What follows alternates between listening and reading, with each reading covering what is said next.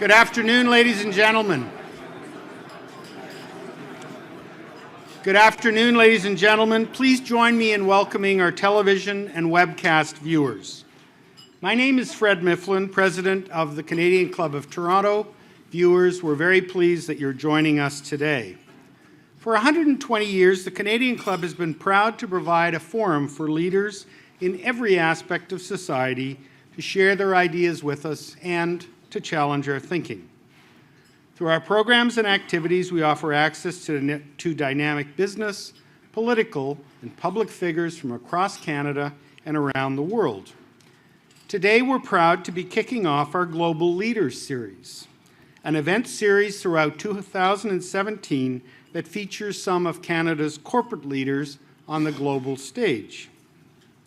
As you know, the Club's mandate is not to be political or social advocates, but it is clearly to advocate for Canada. At a time when the world is becoming increasingly inwardly focused, this series celebrates our business leaders who are taking bold steps at home and beyond our borders to create prosperity and opportunity here at home in Canada. Like our guest speaker today, Chris Huskilson from Emera. Before I formally introduce Chris, here's a snapshot of some of our upcoming events. Next Wednesday, February the 15th, we welcome the President and CEO of Hydro-Québec, Éric Martel, in partnership with Le Club Canadien de Toronto. And on Thursday, February the 16th, the President and CEO of CIBC, Victor Dodig, will be at our podium. To order tickets for these events or to learn more about the club, please visit us at canadianclub.org. You can also join the conversation via Twitter and Instagram by following us at CDNCLUBTO or by using that hashtag. I want to express special thanks to our sponsors today, EY, represented by Eric Rawlinson, Oslers, represented by John McFarland, and Scotiabank, represented by Dieter Jentsch. Thank you for your generous support.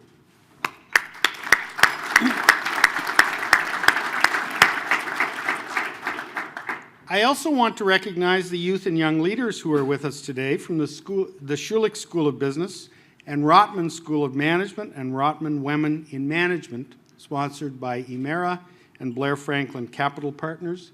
Welcome and thank you for joining us.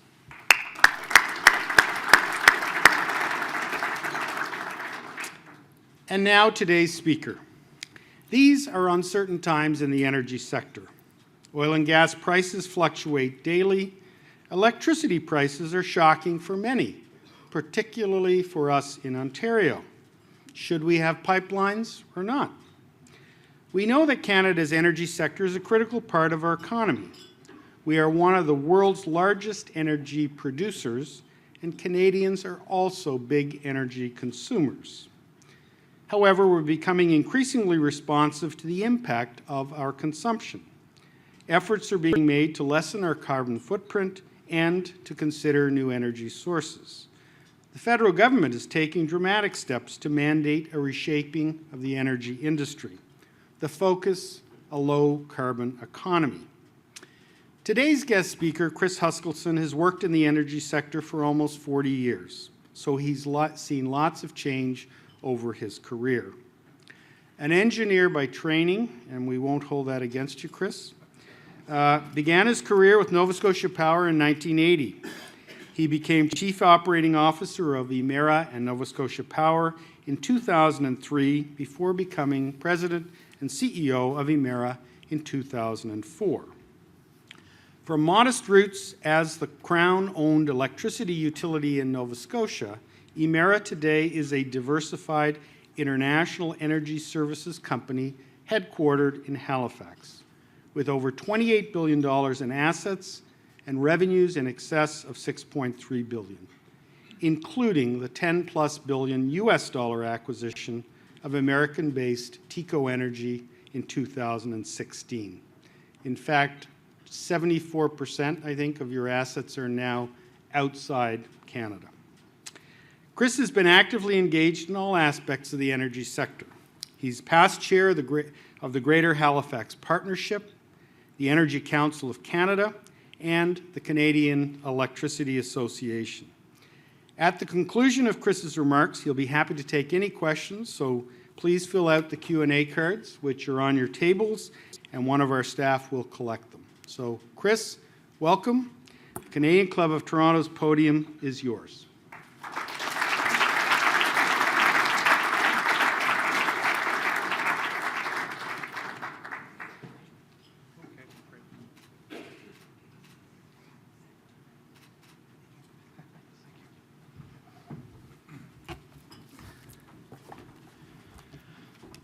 Well, thank you, Fred, and thank you all for coming, and special thanks to all the sponsors who all just happen to be partners of ours, so I guess that's a good thing.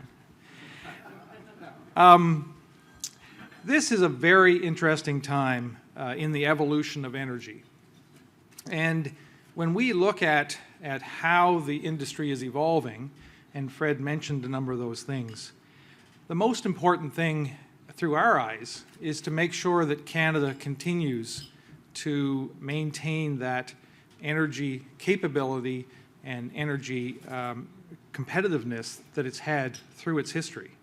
That's been a very important part of how we've grown this country, and it's been something that we need to continue to invest in and really be focused on. So that's one of those things that we really need to put forward. The second thing I'd say is that electricity is going to play a tremendous role in all of that. And whether you believe it or not today, what you're going to find is that electricity is going to be more and more dominant in the solution for energy as we look at more and more clean energy. Because today electricity is the only source that we have, the only medium that we have to actually deliver clean energy that is well developed. And so, as Fred said, just a little bit about Emera. We're a $28 billion asset company today, serving 2.5 million customers with over 7,000 employees. And that is about 10 times the size that we were just 10 or 12 years ago. And so it is a big change. Geographically, we actually stretch with investments all the way as far north as Labrador, as far south as Barbados, and as far west as New Mexico. And that really comes from 9 different electric utilities, 2 local distribution gas companies, 2 investments in pipelines, and a couple thousand megawatts of independent power sprinkled around the Northeast, and a marketing and trading business. So it's a pretty diverse and broad geography that we serve and customer base. And if you look across that geography, we see different policies on the energy front across that geography, and that's a great thing for our company. If you look back in time, our company actually, the roots of the company actually go back to the 1840s. And that far back, we were delivering coal gas to streetlights in Halifax. And that was the very first thing that a predecessor of our company did. And so we've been through, we're essentially an institution that's been through the energy evolution that's occurred over this past 150 plus years. And it certainly is, as I said, an exciting time in the industry because it's going actually in large part back to its roots. Back then, electricity and energy in general was very local. Whether you heated your home with wood or with coal, or whether you used candles, or whether you actually used some of those local fuels that existed to you, it was a very local business. And coal was a very big part of it at the time. Canada actually did a really good job of developing hydro resources. In fact, what you see on the picture right there is a resource that was built in the 1920s and still operates today. And that's a story that exists right across Canada. And in fact, Canada, which is probably a little bit unknown to most people, but Canada already produces 80% of its energy from non-emitting resources in the electricity side. And a lot of that is to do with our hydro resources. And so that's been a very important, clean part of the energy sector for a long time. And, if we look at what a smart home looked like back then, it was all about taking your coal gas and your candles out and actually using electricity. And that's part of what we're returning to as well. Electricity was cleaner, it was more convenient, and actually began to become more of a source of energy. In the 20th century and right up until the 1970s, we got to be very global in our energy sources. And that was primarily based on oil. Oil is a global commodity, and until 1973, when the OPEC oil crisis occurred, it was the dominant source of energy for everything. And in fact, you couldn't avoid using oil because it was such a low-cost product. After that time, though, we moved back to coal and more hydro development. And for us, that actually, and as Fred said earlier, that actually set the seeds of privatization. And in fact, in 1992, Emera was privatized. And that, at the time, was the largest IPO in Canada at $800 million. Again, probably something that's little known. But that set the stage for the development of the organization and our ability to follow and work through the energy infrastructure as we do today. Our strategy, going back as far as 2005, really has been about affordable clean energy for customers. And it is producing and delivering that affordable clean energy that has really been the story of success for our business. And as we looked at investments across the various geographies, it was always about finding places where we could invest to create more clean, affordable energy. Whether we did that by investing in renewables or in transmission systems or in gas generation, those were the sources that actually allowed us to make electricity cleaner for our customers. And that resulted in some good outcomes for us, for our shareholders. We've seen double-digit total shareholder returns over that period, in fact, going back 10 years. And that evolution has actually been to demonstrate a significant amount of change in the emissions that we have as an organization. So back as recent as 2005, we were producing about 74% of our energy from heavy carbons. And today, that's now down to about 37% of our energy coming from heavy carbons. And if you fast forward just to 2020, we'll have the ability to get closer to 50% clean and reducing that natural gas. So natural gas we see as a transition fuel, and it's a fuel that will eventually be taken over by more clean sources. Every geography where we do business and all the different geographies in North America actually have a different challenge, have different policy outcomes and different opportunities. In the case of Eastern Canada and Eastern North America, we actually see we're really blessed with a tremendous opportunity and proximity to some very, very large hydro resources. Whether you talk about hydro resources that exist in Labrador or hydro resources that exist in Quebec, and I'm sure Eric Martel will talk about that when he's here. But those resources are tremendous opportunities for Canada to become cleaner and in a very efficient manner. The project that you see on the screen right now is called the Lower Churchill and Maritime Link Project. And that will connect using state-of-the-art DC technology, hydro resources in the far north, and bring them into markets in the Maritimes and ultimately into markets in northeastern the United States. And so this kind of technology is the opportunity that's there to continue to have electricity become more and more a dominant part of how we clean up the situation. So when you think about the Northeast, think about access to hydro, access to wind resources, and access to gas. And those are the things that we'll see happening in that market. And in fact, the opportunity for Canada is to become much more dominant in supply of clean energy into the United States. Clean energy resources exist in Canada that don't exist elsewhere. And so that resource will be a very important resource. And as we think about creating competitiveness in Canada, having more and more clean energy exports will lower the cost of clean energy for Canadians as well. And as well, I think it also facilitates exports of more higher carbon products into this market as well.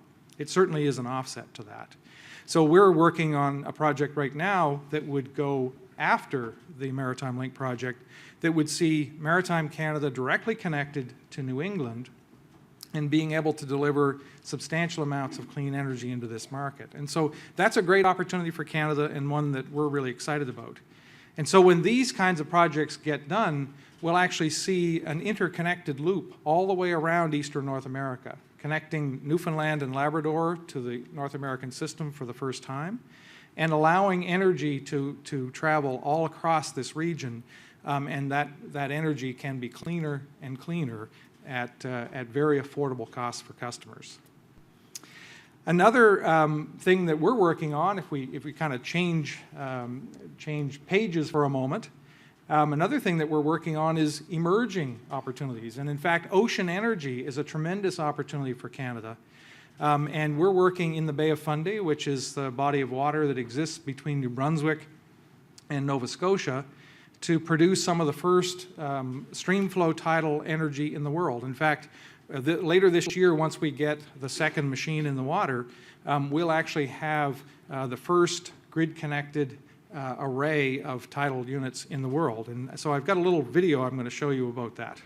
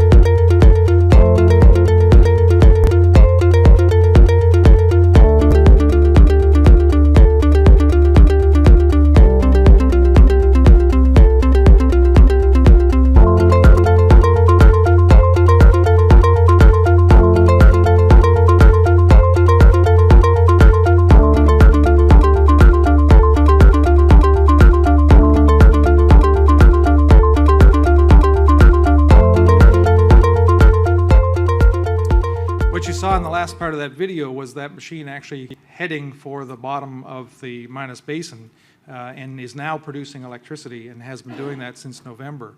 The zip drives that are on your table actually have a copy of that video if you'd like to show it to your kids.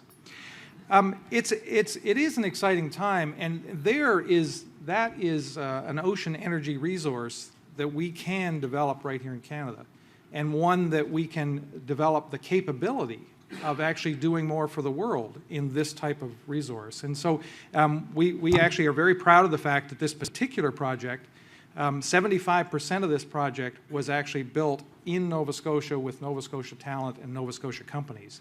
And that, to us, actually shows the potential that we can do with an industry like this and an opportunity like this. If we go into our southern parts of our system, solar is a much bigger part of the solution. Now, in the north, it's wind and hydro, because that's what's available to us, and that's a low-cost solution. In the south, it's solar. Florida calls itself the Sunshine State, and so producing energy from solar is a very important part of their future. And in fact, in that market, solar energy is now economic. We can install solar farms in that market and in Barbados, as an example, and lower the cost of electricity. And in fact, the Barbados project, which you see on the lower right-hand side of the screen, we've been able to have a cash-on-cash payback for that project for the customer base of 4 years. So they're no longer burning oil for that portion of their energy. and that project is paying customers back in 4 years. So as we start to think about, so how does this all affect how we're going to evolve and how we're going to deliver on Canada's approach to clean energy, it really is by integrating all these things. And what's going to be very important to actually this future is electrification. And that's going to predominantly move to the transportation side sooner rather than later. And so if I flip to the next slide, this is what a smart home now will look like. As opposed to the hot plate, we actually have very efficient appliances, a very efficient vehicle. If I actually drive an electric vehicle, and when I drive back and forth to my home, which is actually about a 30-kilometer one-way trip, it cost me $1.10 to fuel that electric vehicle, and it would certainly cost 5 or 6 times that if it was being fueled by oil. And so this integration across the electric system of all these different products and capabilities, highly efficient heat pumps, 1 kilowatt into a heat pump can produce 3 kilowatts of heat. All those kinds of efficiencies that are coming in this system will mean that electricity can be a huge part of the solution for the future. And my final slide is one that talks about Barbados. And Barbados is one of those places that we believe can be a showcase for the world in how the evolution of energy occurs and how we actually move from a less sustainable to a more sustainable future. So today, Barbados relies on global oil supplies in order to produce its electricity. But we've put together a strategy with the Barbados government that would see 100% clean energy production in Barbados by the time we hit 2045. And in fact, we think we can do it sooner than that. Already, Barbados has one of the largest penetrations of solar in the world, at about 25% of the peak energy, or the peak capacity coming from solar on a daily basis. And we've started to install large solar projects there. We've also started to install wind projects on that island. But the key to making this work is actually integrating the electric vehicle into the electric system. Today, there are 110,000 vehicles on that island, and about 2,000 electric vehicles, but we expect to be able to move that along at quite a rapid pace. By the time we hit 2025, we'd expect to have 20,000 electric vehicles on the road in that market. And as we integrate the storage that exists in those electric vehicles together with the solar projects, we'll actually begin to see a clean opportunity. And in fact, it will be a lower cost structure for that market. So we see that as a global showcase. We've partnered with the University of New Brunswick to do a lot of the intellectual property work. We're partnering with other manufacturers and battery producers, and we're creating a global showcase that will actually be done with Canadian talent. And so again, if in Canada we continue to invest, we look forward, we focus on those things that we can do and the transition, then we can do that in a very cost-effective manner. And so with that, I'll turn things back over to Fred and be happy to take any questions.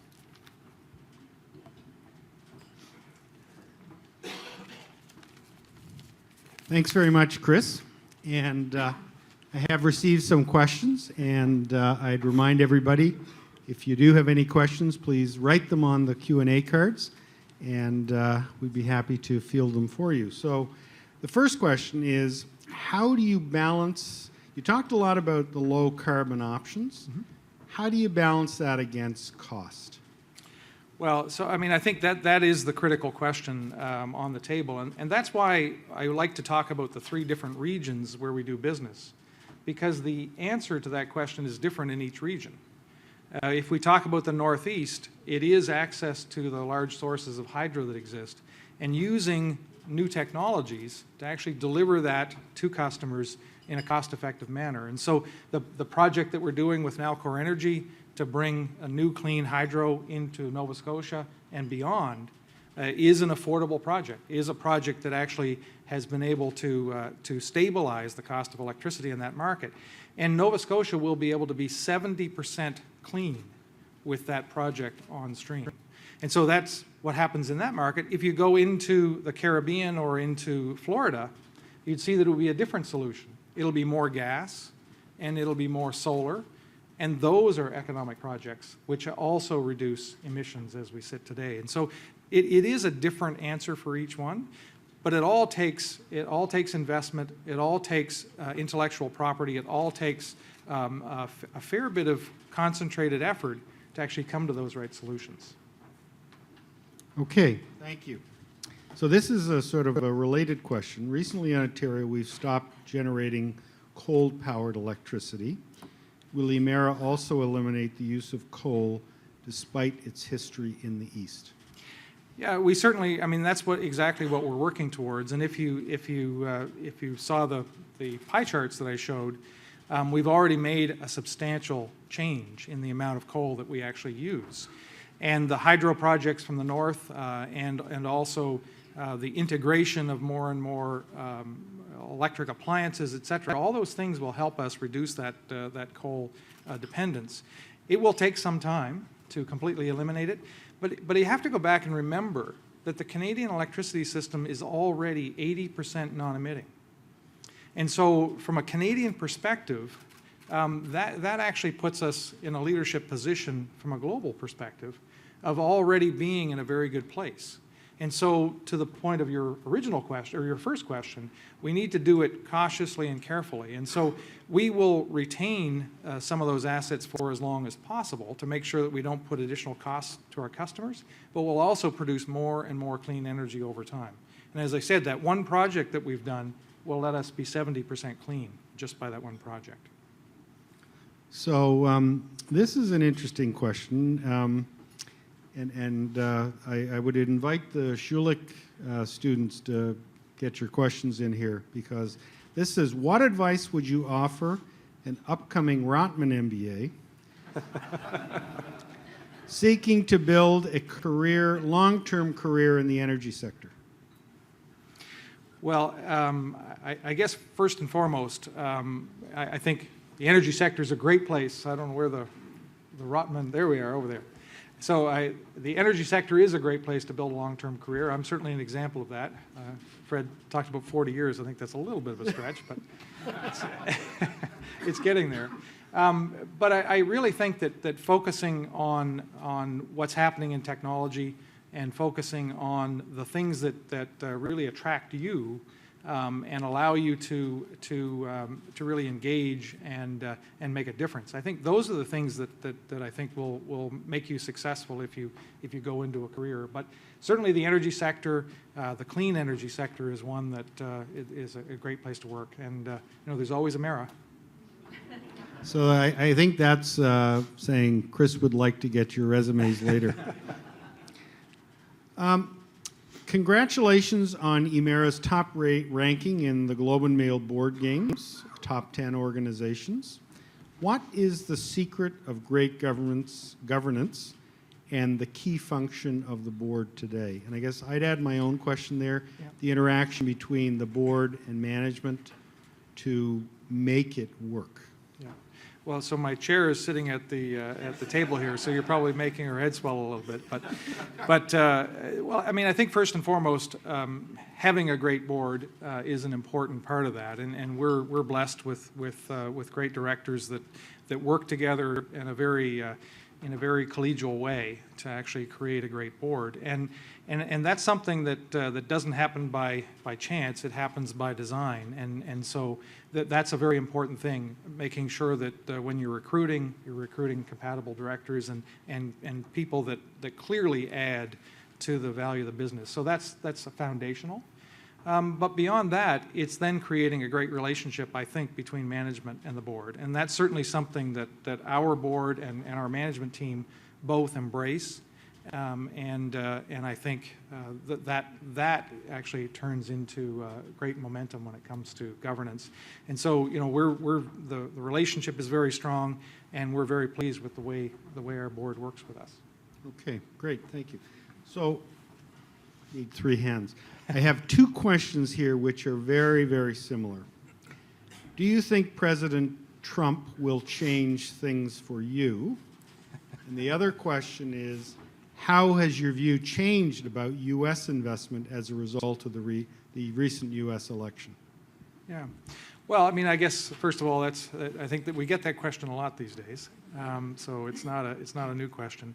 But one thing that you probably need to recognize about certainly about the utility business is it's very much the policies that drive the utility business are very much state-based, and so it really is more important a question as to what's going to happen in Massachusetts, what's going to happen in Maine, what's going to happen in Florida, and what's going to happen in New Mexico. And what we see happening in those states is a steady drive towards more clean energy over time. And a state like Florida, as an example, is it's very dedicated to not putting social cost in electricity, but they're now starting to embrace solar because solar now works.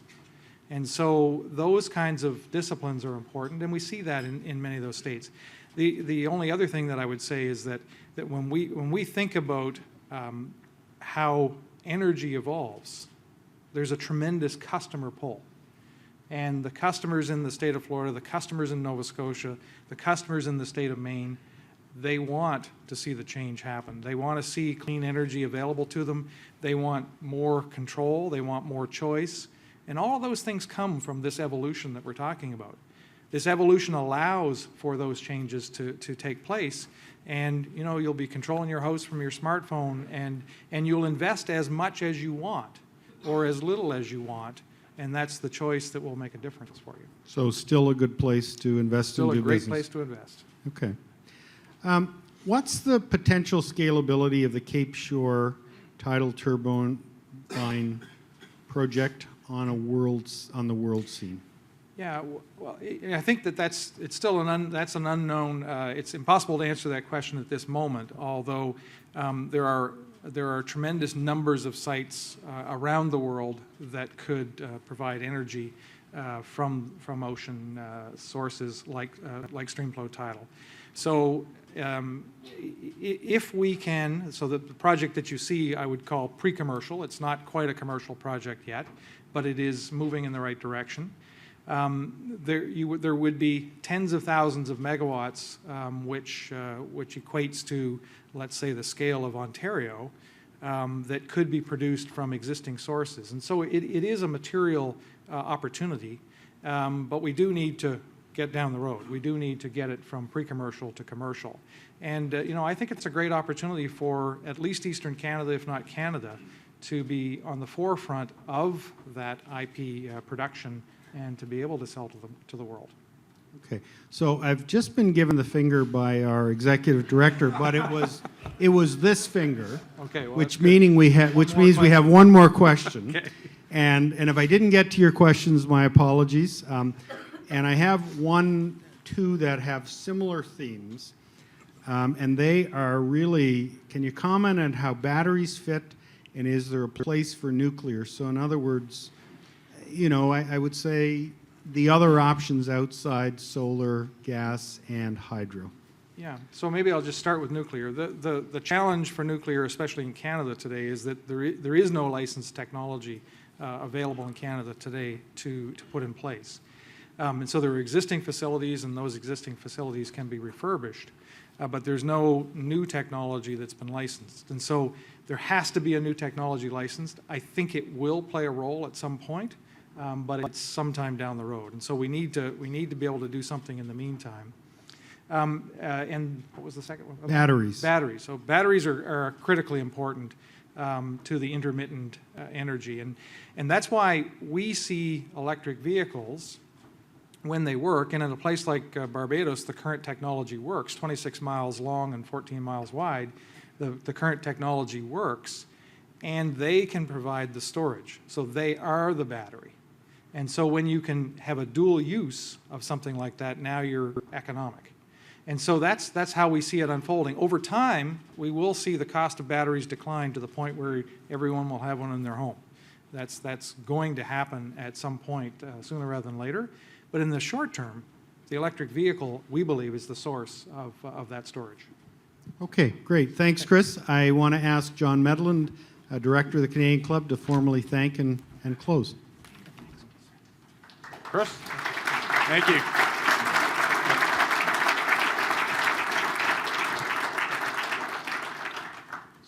On behalf of the Canadian Club, Chris, thank you very much for coming today and sharing your thoughts on the energy sector and outlining some of the challenges and excitement that you have ahead, and we all have ahead. Emera is certainly doing things right. They're innovating. They are taking something that Canada is very good at out to the world stage, and I think we really need to do more of that as Canadians. As our airline sponsor says, the world needs more Canada, and Emera is doing a great job with that. So thank you very much for being here today, and please accept our best wishes for Emera as you continue to take on North America and the world.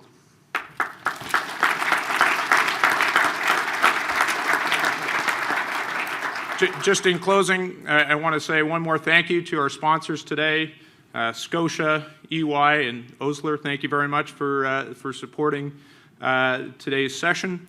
The Global Leaders Series, which today was part of, will continue through the rest of 2017. So I hope you'll be able to join us for more in this series. You can find all the information on the Canadian Club website. We'd like to thank MediaEvents.ca, Canada's online event space, and VVC for live streaming today's event. Thank you all for joining us today, and look forward to seeing you next week. Have a great day.